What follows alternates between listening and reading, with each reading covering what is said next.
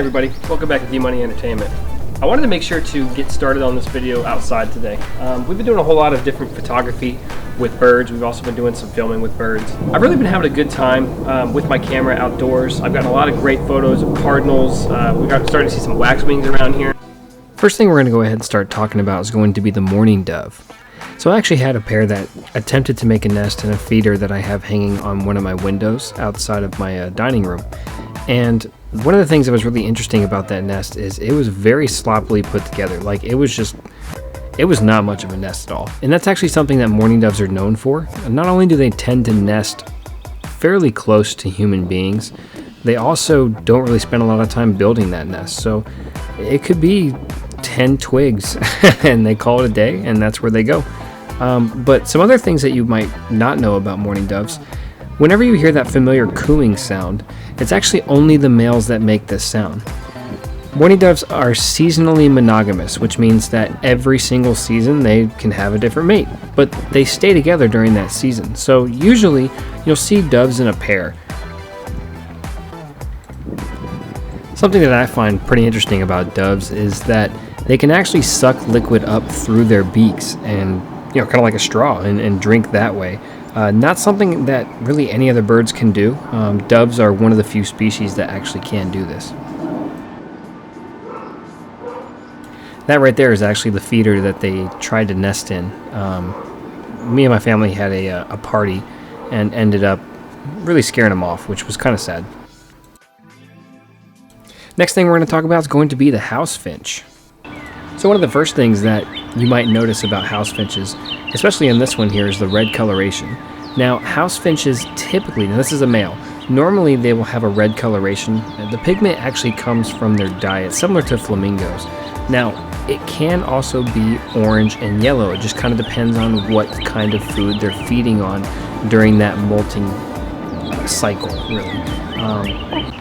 They actually started off in Mexico and western United States, but just like a lot of other bird species like the starling, somebody let them loose in New York, and what ended up happening was a population boom that spread across the United States.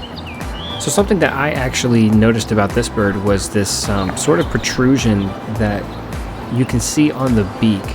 Now, I had to do a little bit of research to look into it and see what it actually is, but it turns out that this is avian pox. Avian pox are a wart-like growth that can spread on the bird's body. It's not just limited to the beak. It can also be, sort of like tumor-esque sort of things that will protrude from the head. It is a disease, and it can be spread. Some people say to kill these birds. Others say just to let nature take its course. Oh man, now we got the eastern bluebird. This is a very popular bird to see in backyards. You can see this female right here. They tend to be very around. So, for example, my bluebirds tend to spend a lot of time in my backyard. Like, they're not scared of me. They're not nervous of me. They're very familiar with humans. Much like the purple martins, they are a little bit dependent on human intervention to help them with their breeding.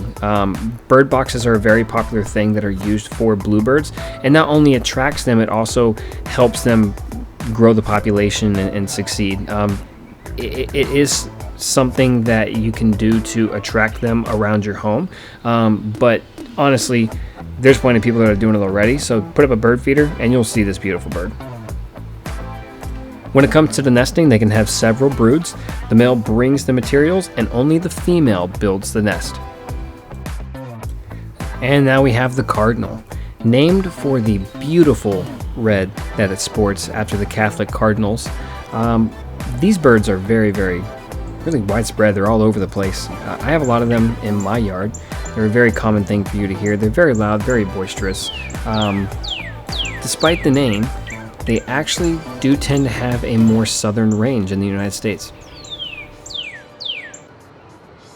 This here was a gauge to see how everybody feels about the outdoors sort of nature side.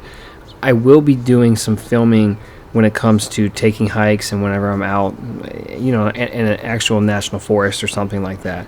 But if you're interested in this thing, please drop a like, leave a comment, let me know what you want to see, how you want to see it, and as always, have a good rest of your day.